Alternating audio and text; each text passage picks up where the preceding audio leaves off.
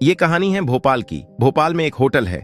उस होटल में एक कमरा है, कमरा नंबर 303 कहते हैं। इस कमरे में जो आके रहता है उसकी जिंदगी पूरी तरह से बदल जाती है। आखिर कैसे बन गया ये कमरा भूतिया?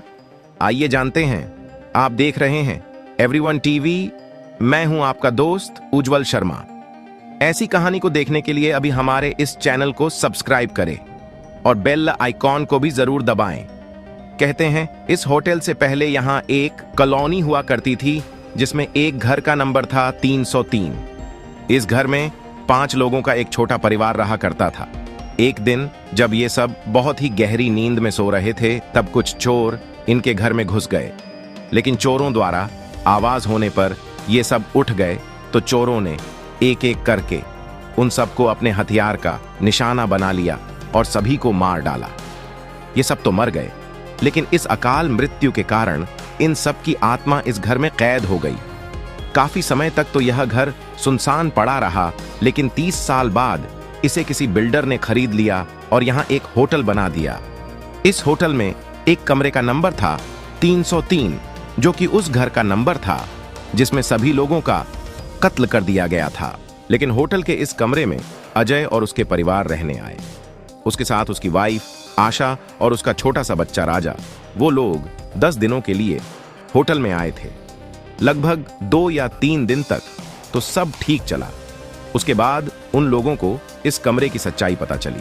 रात के 1 बजे होंगे। आशा को बहुत ही प्यास लगी थी तो वह पानी के लिए किचन में गई। आशा जब किचन से वापस लौटी तो उसने देखा कि उसका बेटा राजा बेड पर नहीं था, बल्कि बालकनी की दीवार के ऊपर खड़ा था, और वो भी बिना किसी सहारे के।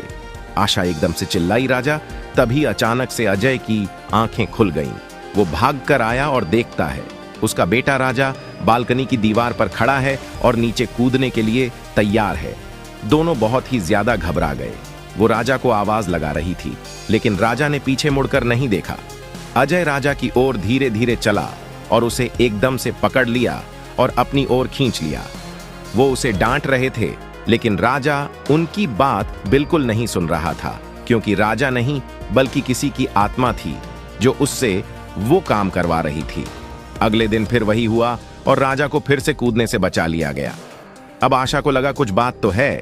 फिर उन्होंने होटल के कुछ लोगों से बात की तो पता चला कि यह फ्लैट तो भूतिया फ्लैट है और जो काम राजा कर रहा है वो काम वो नहीं बल्कि उससे करवाया जा रहा है।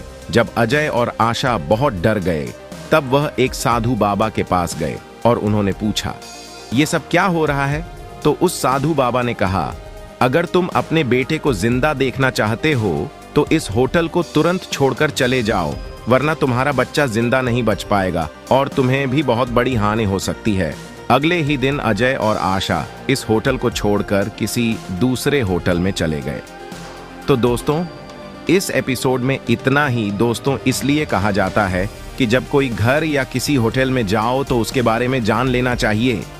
अगर आपके पास कोई सच्ची कहानी है तो एवरीवन टीवी को मेल या व्हाट्सएप कर सकते हो। अगर वीडियो अच्छा लगे तो लाइक करें और शेयर भी। मैं जल्द ही मिलता हूं आपको नए एपिसोड में। तब तक के लिए बाय बाय, टेक केयर।